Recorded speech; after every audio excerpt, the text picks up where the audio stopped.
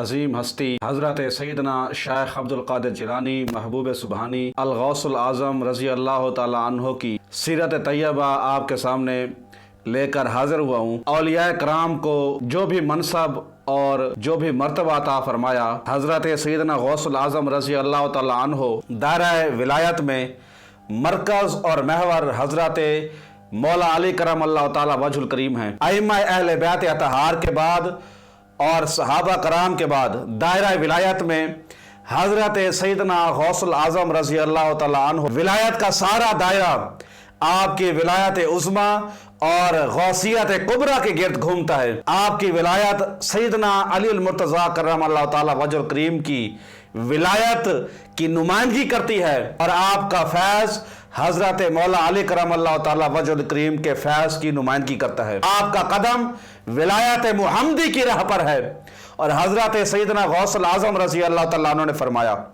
کہ جتنے بھی اولیاء ہو گزرے ہیں، ہر ولی کی ولایت کے لیے ایک قدم ہوتا ہے۔ ہر ولی پیروکار حضور نبی کریم صلی اللہ علیہ وسلم کا ہوتا ہے۔ حضور علیہ السلام کی امت میں جتنے بھی ولی ہوئے، اولیاء کرام آئے، اور جتنے قیامت تک ہوں گے، سب حضور نبی کریم صلی اللہ علیہ وآلہ وسلم کی نسبت، آپ کے اتباع اور آپ کے فیض سے ہی ولایت پاتے ہیں، اور حضور نبی کریم صلی اللہ علیہ وسلم کی نظر کرم سے ہی ان کو ولایت میں ترقی ملتی ہے۔ پھر ہر ولی کے لیے انبیاء کرام علیہ السلام میں سے کسی نہ کسی نبی کا قدم، یعنی اس کی ولایت کا راستہ ہوتا ہے، جس کو قدم کہتے ہیں۔ گویا اس نبی کا مزاج اس ولی کی ولایت میں داخل ہوتا ہے۔ اس نسبت کی وجہ سے کسی نبی کی ولایت عیسوی کہلاتی ہے، تو اس ولی کے اندر اس کی کرامات میں حضرت عیسیٰ علیہ السلام کے معجزات کا رنگ اور عکس نظر آئے گا۔ جس نبی کی ولایت موسوی ہوتی ہے، تو اس ولی میں ید بیضاء کا عکس اور جھلک کار فرما ہوتی ہے، اور جس نبی کی ولایت ابراہیمی کہلاتی ہے، تو اس میں وقت کے نمرود کے سامنے کھڑا ہونے اور نمرود کے سامنے کلمت الحق بلند کرنے کی طاقت اور استطاعت پیدا ہو جاتی ہے، اور اس کے لیے نار گلزار بن جاتا ہے۔ اس نبی کی نبوت کے احوال، کیفیات، رنگ ان رسولوں کو نصیب جو ہوئی ہیں، اس ولی کی ولایت میں منتقل ہو جاتی ہے۔ حضرت سیدنا غوث العظم رضی اللہ تعالیٰ عنہ فرماتے ہیں، ہر ولی کے لیے قدم جدا جدا ہے، اور میری ولایت کے لیے قدم مصطفیٰ ہے۔ حضرت غوث العظم رضی اللہ تعالیٰ عنہ فرماتے ہیں، میں نے دیکھا بہت سے انوار میری طرف چلے آ رہے ہیں اور مجھے اپنے گھیرے میں لیتے جا رہے ہیں۔ میں نے دریافت کرنے کی کوشش کی کہ یہ انوار کیسے ہیں۔ مجھے پتہ چلا کہ اللہ رب العزت کی بارگاہ میں جو فتوحات مجھے نصیب ہوئی ہیں، ان فتوحات پر مجھے حضور نبی کریم صلی اللہ علیہ وآلہ وسلم بانفسہ نفیس مبارکباد دینے کے لیے تشریف لا رہے ہیں۔ فرماتے ہیں کہ اتنے میں میرے سامنے ایک نورانی منبر بچھا دیا گیا، جس پر حضور نبی کریم صلی اللہ علیہ وسلم جلوہ افروز ہو گئے۔ اس کے بعد مجھے اپنا ہوش نہ رہا۔ مجھے آقا صلی اللہ علیہ وآلہ وسلم نے اپنی بارگاہ میں بلایا اور فرمایا کہ بیٹے عبدالقادر، تو واعظ کیا کر کہ لوگوں کے احوال بدلنے کے لیے سلسلہ دعوت و تبلیغ کا آغاز کر، تاکہ تیرے ذریعے دین کی تجدید ہو۔ حضور غوث العظم رضی اللہ تعالیٰ عنہ فرماتے ہیں کہ میں نے عرض کیا، آقا میں عجمی ہوں، میری زبان عربی نہیں، میں دنیا کو کس طرح بات پہنچاؤں کہ میری بات ان کے باطن کے اندر اتر جائے۔ یہ بالکل اسی طرح کی ایک درخواست تھی جیسے اللہ تعالیٰ نے حضرت موسیٰ علیہ السلام کو بلایا جہاں اللہ کا نور چمک رہا تھا۔ سیدنا موسیٰ علیہ السلام کے اندر گھبراہٹ پیدا ہوئی۔ اللہ تعالیٰ نے فرمایا، موسیٰ گھبراؤ نہیں، میں تیرا رب ہوں، غالب حکمت والا ہوں، میرے قریب آ جا۔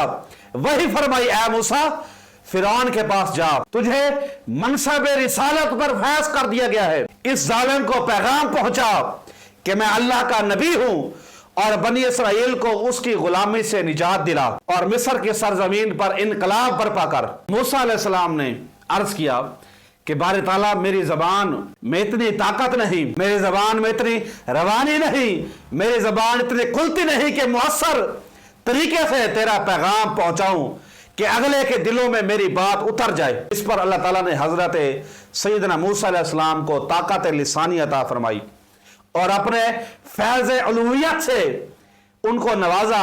حضرت موسیٰ علیہ السلام نے عرض کی، قال رب اشرح لی صدری ویسر لی امری واحلل عقدۃ من لسانی یفقہوا قولی۔ اے میرے پروردگار، میرے لیے میرا سینہ کشادہ فرما دے اور یہ میرا امر رسالت میرے لیے آسان فرما دے۔ اے میرے رب، میرا سینہ کھول دے اور میرے لیے میرا کام جو تو نے مجھے سونپا ہے، فرعون کا تخت الٹ جائے اور بنی اسرائیل کو آزادی مل جائے، تیرا یہ پیغام مصر کی سرزمین پر گونج اٹھے۔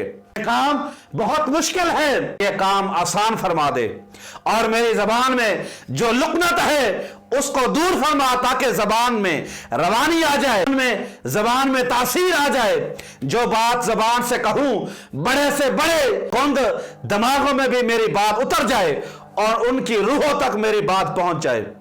اس پر اللہ تعالیٰ نے حضرت سیدنا موسیٰ علیہ السلام کو فیض الوہیت سے نوازا اور اپنے فیض سے آپ کے سینے کو منور فرما دیا اور آپ کی زبان کو پر تاثیر فرما دیا۔ اسی طرح جب حضور نبی کریم صلی اللہ علیہ وسلم نے حضرت عبد القادر رضی اللہ تعالیٰ عنہ کو حکم دیا کہ میرے دین کو زندہ کر اور اللہ کی مخلوق تک میرے دین کا پیغام پہنچا، دین کی دعوت پیش کر اور لوگوں کے احوال بدلنے میں انقلاب پیدا کر، اسی طرح آپ نے درخواست کی کہ میرے آقا، میں عجمی ہوں اور میری زبان میں اتنی طاقت نہیں، میری زبان اتنے کھلتی نہیں۔ آقا کریم صلی اللہ علیہ وسلم نے حکم دیا تو اپنا فیض بھی عطا فرما دے کہ میں بولوں تو لوگوں کی روحوں میں ہلچل مچ جائے، ان کے سینوں میں میری بات اتر جائے اور ان کے احوال بدلنے لگے۔ اس پر حضور نبی کریم صلی اللہ علیہ وسلم نے حضرت سیدنا غوث الاعظم رضی اللہ تعالیٰ عنہ کو اپنے آیا اور فرمایا، اے عبد القادر، اپنا منہ کھولو۔ آپ نے اپنا منہ مبارک کھولا تو حضور نبی کریم صلی اللہ علیہ وسلم نے 7 مرتبہ اپنا لعاب دہن آپ کے منہ میں ڈالا۔ جب فارغ ہوئے تو پھر حضرت سیدنا علی المرتضیٰ میرے خدا رضی اللہ تعالیٰ عنہ آگے بڑھے، انہوں نے فرمایا، عبد القادر پھر منہ کھولو۔ آپ کرم اللہ تعالیٰ وجہ الکریم نے 6 مرتبہ اپنا لعاب دہن منہ میں ڈالا۔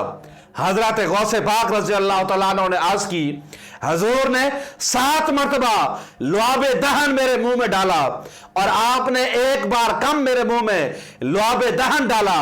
حضرت علی رضی اللہ تعالیٰ عنہ نے فرمایا کہ میں یہ بے ادبی نہیں کر سکتا، عدد بھی حضور کے برابر نہیں کر سکتا۔ یہ تھا احترام مصطفیٰ صلی اللہ علیہ وسلم حضرت علی رضی اللہ تعالیٰ عنہ کی نظر میں۔ حضرت غوث الاعظم رضی اللہ تعالیٰ عنہ فرماتے ہیں، لعاب دہن رسول اللہ صلی اللہ علیہ وسلم اور لعاب دہن حضرت علی کرم اللہ تعالیٰ وجہ الکریم میرے اندر جانے کی دیر تھی کہ میرے سینے میں معرفت کے سمندر ابل پڑے اور ایسی زبان گویا ہوئی کہ پھر ایک مجلس میں حضرت غوث الاعظم رضی اللہ تعالیٰ عنہ واز فرماتے، 70 جنازے ایک واز میں اٹھتے تھے اور روحوں میں ہلچل ہو جاتی، ایک اضطراب پیدا ہو جاتا۔ حضرت غوث الاعظم رضی اللہ تعالیٰ عنہ نے ارشاد فرمایا کہ قدمی ہذہ علی رقبتی کل ولی اللہ، میرا یہ قدم کائنات کے ہر ولی کی گردن پر ہے۔ لوگوں نے حضرت غوث الاعظم رضی اللہ تعالیٰ عنہ کی بارگاہ میں سوال کیا کہ حضور، آپ نے اتنی بڑی بات کیسے ارشاد فرمائی؟ تو حضرت غوث الاعظم رضی اللہ تعالیٰ عنہ نے فرمایا کہ اے لوگوں، یہ بات میں نے اپنی طرف سے نہیں کہی، بلکہ میں منبر پر موجود تھا، میرے سامنے سرکار دو عالم صلی اللہ علیہ وسلم تشریف لائے، فرمایا کہ اے عبد القادر، آپ کہو میرا قدم کائنات کے ہر ولی کی گردن پر ہے۔